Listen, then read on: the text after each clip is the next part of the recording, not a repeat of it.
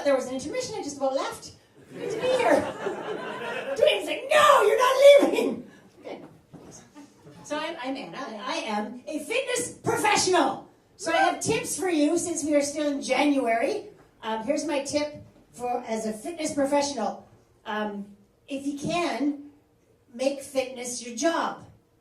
Because if you miss teaching a class, someone will phone your house and yell at you and not give you your money. That is my fitness tip as a fitness professional. It's the only one I have. So I like to ride my bike outside in the summertime, and I find if I don't ride a bike inside in the wintertime, it all goes to shit. So that's my fitness plan. My favorite thing to do as a fitness professional is after I work out, I like to go to the Victoria's Secret. I like to stand in front of the wall of sparkly sports bras and go, do you even lift? Bra.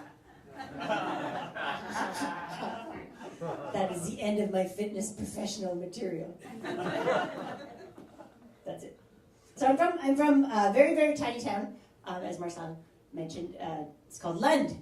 Tiny little town on the west coast of British Columbia. And here's how you get there. You get on the Trans-Canada Highway, wherever that starts, and you hang a left, and you keep going. You go, and you keep going, and when there's a couple of ferries in there, but you're still on the Trans-Canada Highway, you keep going, till you get to the end of the road, and then you're on a dock, and then you go over, and your car goes into the water, and you die a horrible death by drowning. That's where I'm from. At the very end of the Trans-Canada Highway. Or if you're doing a TED Talk, the beginning of the Trans-Canada Highway. Depends on what kind of day you're having.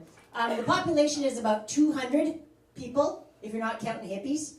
And now I live in Toronto, which is like 30,000 times the population of my hometown, and where I am now the hippie. So, with a curling iron and an SUV, but it's very similar. My family still all lives there, and it's a predominantly Scandinavian fishing community, like lots of Swedes, lots of Finns.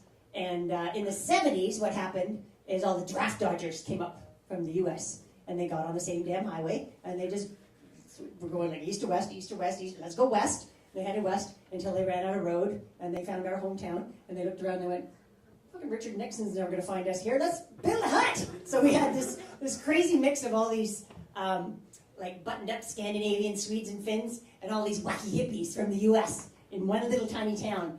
And it was awesome. We had a school. There was a school in the town. There was like 2 classrooms. It was a full kindergarten to grade 7 school, but maybe 20 kids, 25 on a good year. My brother Oscar was the only kid in grade 3 one year. Seriously. We had 2 teachers, Mr. and Mrs. Fairweather. And they lived in the school. Again, they did. They lived in the school. So their commute was like the thickness of a door. That's where they just go into the school in the morning. It was weird. It made perfect sense then, but I look back now and I'm like, holy Jesus Christ. That's where I'm from. So it was interesting when we had to have we didn't really have an auditorium, so to speak. So if we had to watch like an educational program of some sort, we just went to their place.